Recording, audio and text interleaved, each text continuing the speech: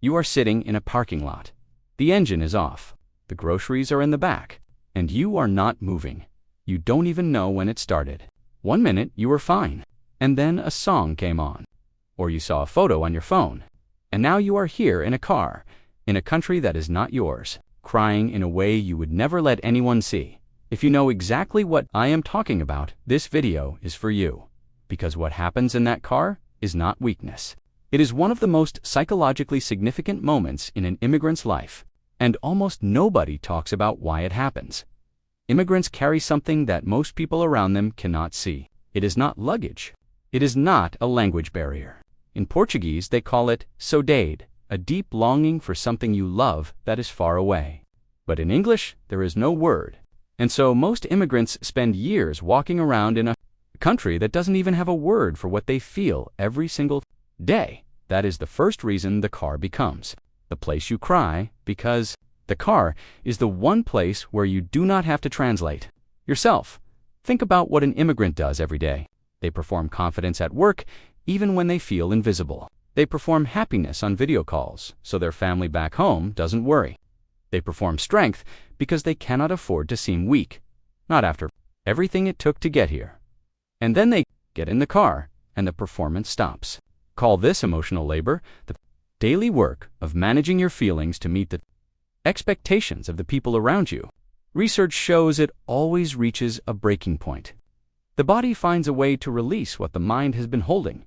For immigrants, that release happens in the car, because in the car there is no audience, no one to reassure, no accent to manage, just you, and sometimes a familiar song. And that is all it takes. When you hear a song that was playing during an important moment back home, your brain does not just remember that moment, it relives it. You are not just remembering home. For a few seconds, some part of your brain believes you are there, and then the song ends, and you are back in the parking lot, in a country that still doesn't completely feel like yours. And the gap between where you were 1 second ago and where you are now is so vast that your body has only one response: it cries. But here is what nobody tells you about that moment. That cry is not a sign that you made the wrong choice. It is a sign that you loved something deeply enough to grieve its absence. Grief is not only for the dead. Immigration is one of the greatest losses a human being can experience, not because the place you left no longer exists, but because the version of you that existed there is gone. The you that knew every street without a GPS. The you that could make someone laugh without translating the joke first. The you that was never foreign. That version of you does not live here. And some part of you is always mourning that. The car is not where you fall apart.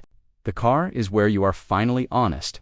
The only place in your entire day where you do not have to be okay. And that honesty is what keeps you going. It is what allows you to walk back into the world and keep building. Keep becoming whoever it is you came here to be. The cry in the car is not your breaking point. It is your refueling station. The psychology verdict is this: immigrants cry in the car alone not because they are broken, but because they are human beings, carrying two worlds inside them, with nowhere safe to put it down, except there. And when you finally understand that, the parking lot stops feeling like a place of shame. It becomes the place where you survive. If this is your life, share this with someone who needs to hear it. Subscribe to the Psychology Review, because every week we go deeper into the psychology that most people never have words for.